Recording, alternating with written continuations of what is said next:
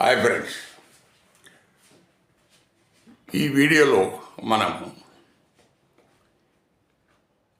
Reservation for SC ST BC దీని మీద జరుగుతున్న తెగనే చర్చోపచర్చలు మీడియాలో వాట్సాప్ గ్రూపులలో ఎక్కువగా చాలామందికి తెలిసి కొంతమందికి తెలియక మిడిమిడి జ్ఞానాలతో కొంతమంది పూర్తిగా తెలిసిన వాళ్ళు ఎవరు రిజర్వేషన్ల గురించి కామెంట్ చేయరు. ఎవరికైతే అవగాహన లేదో అవగాహన రాహిత్యంతోనే రిజర్వేషన్లు తప్పుపడతారు. ఈ మధ్య ఒక వీడియో చూశాను.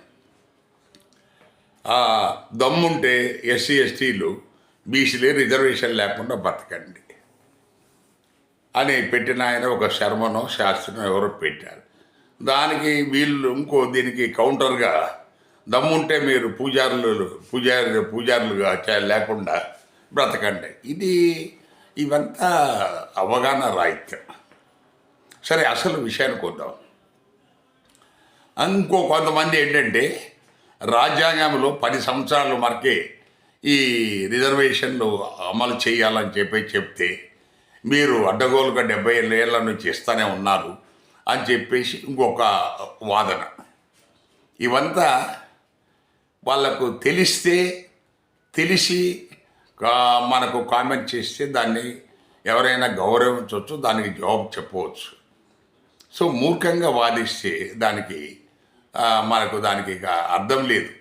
అది పరిస్థితి. ఇప్పుడు మన అసలు రిజర్వేషన్ల గురించి మనం ఒక్క నిమిషం తెలుసుకుంటే, దేశానికి స్వాతంత్రం వచ్చినప్పుడు బాబాసాహెబ్ అంబేద్కర్ పార్లమెంట్లో చెప్తాడు, రాజ్యాంగంలో మనకు చట్టాలు మనం చాలా చేశాము.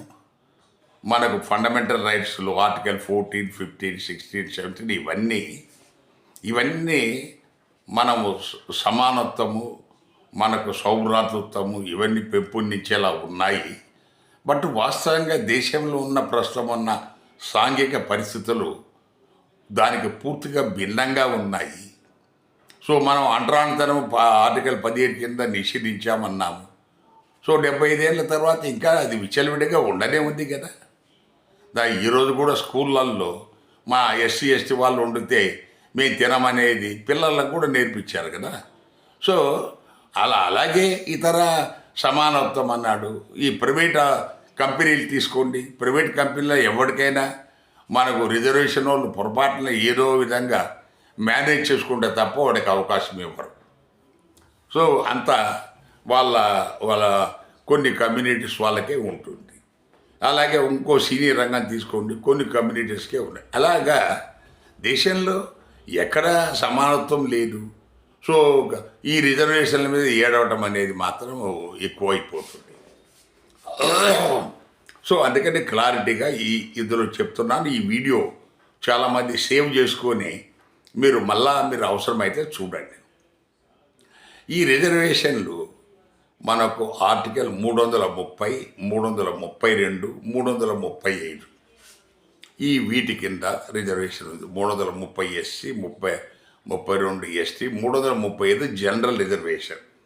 ఈ 335 అనేది అసలు మూలం. అందులో ఏమంటున్నారు, the claims of SC ST also should be considered while filling up the vacancies in government services అని ఉంది. అంటే ఎస్సీ ఎస్టీల వాళ్ళ హక్కులను కూడా మీరు పరిగణనలోకి తీసుకొని ప్రభుత్వ ఉద్యోగ ఖాళీలు నింపాలా అని ఉంది చట్టం.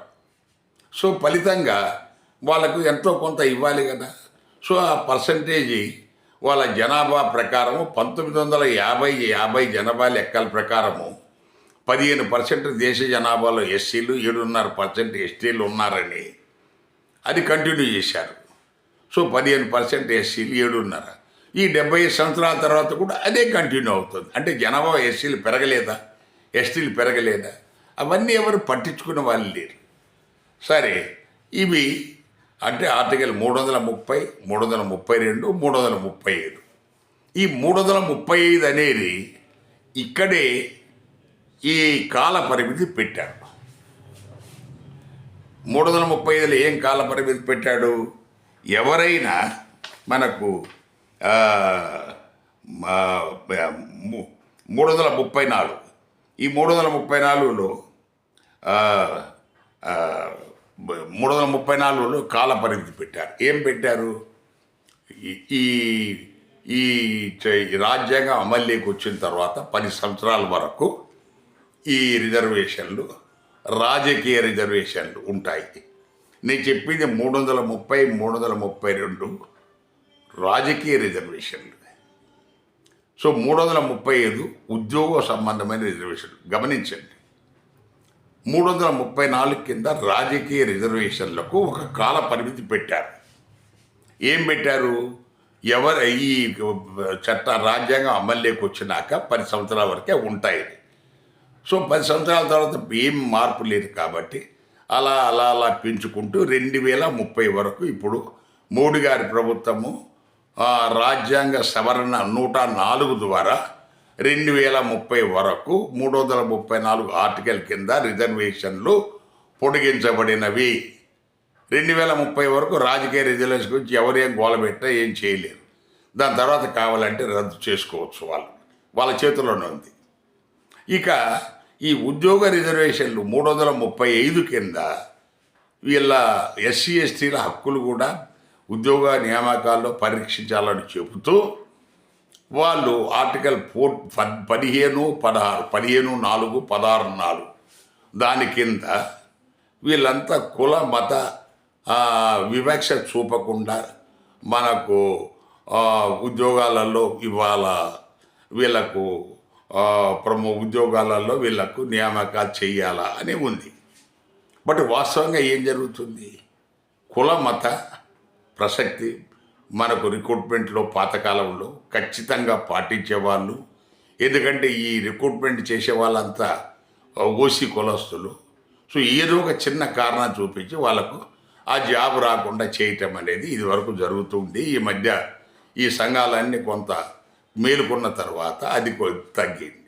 ఇది వాస్తవ పరిస్థితి. దయచేసి ఈ వీడియోను సేవ్ చేసుకొని మీరు మన అనవసరమైన రాద్ధాంతం ఎవరైనా చేస్తే సరైన జవాబు చెప్పాలనేది నా విజ్ఞప్తి. Thank you.